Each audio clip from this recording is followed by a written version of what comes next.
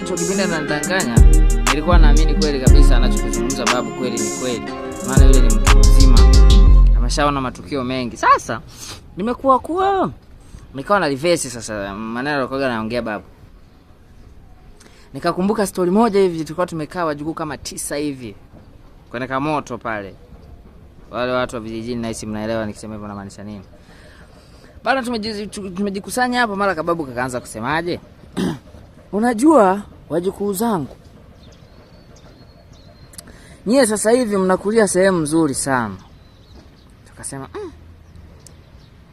vipi tena? Sisi kipindi tunakuwa teknolojia ilikuwa chini sana, na hata kusema kwamba taarifa ya habari, mambo ya sinema, tulikuwa tunakusanyika sehemu moja. Yaani unakuta sehemu labda ni kwa balozi wa nyumba 10 ndio kuna redio, unaenda kusikiliza taarifa ya habari pale. Akasema ndio babu.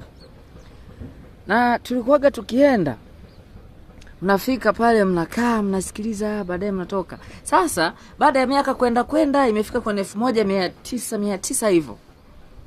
Basi wakajaga wakagundua TV. Kaita TV zilikuwa na kichogo zile. Sasa bana siku moja ukawa unaonyesha live jinsi ajali ilivyokuwa inatokea.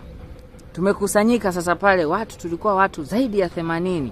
Tuko pale tumeenda kuangalia taarifa ya habari. Hiyo ni live sasa, wanaonyesha jinsi ajali ilivyotokea. Ajali yenyewe ilikuwa ni ajali ya haisi. Ile haisi ilikuwa inaenda kudondoka. Sasa ile haisi ikaja, iko speed ile namna ya kwenda kudondoka, ikapita mpaka ikatoka nje ya kioo, ikaja ikagonga wale watu 20 walivunjika. Alafu mimi sasa nilikuwa nimekaa nyuma, ikabidi nikimbie. Ndio maana nilishuhudia hilo tukio. Wengine walifariki kabisa pale pale. Nikasema sasa babu. Babu wewe zidi uongo. Huo muda sasa nishakuwa mkubwa afu na babu hayupo. Yaani kama angekuepo mimi ningeenda kumuuliza sasa hivi akia nani. Kwamba huo uongo ulikuwa unatudanganya, ulikuwa unamaanisha nini babu? Maana pengine unaweza kukuta alikuwa anasema hivyo akawa na maana yake. Maana wazee wa zamani hao si ndio wahenga wenyewe.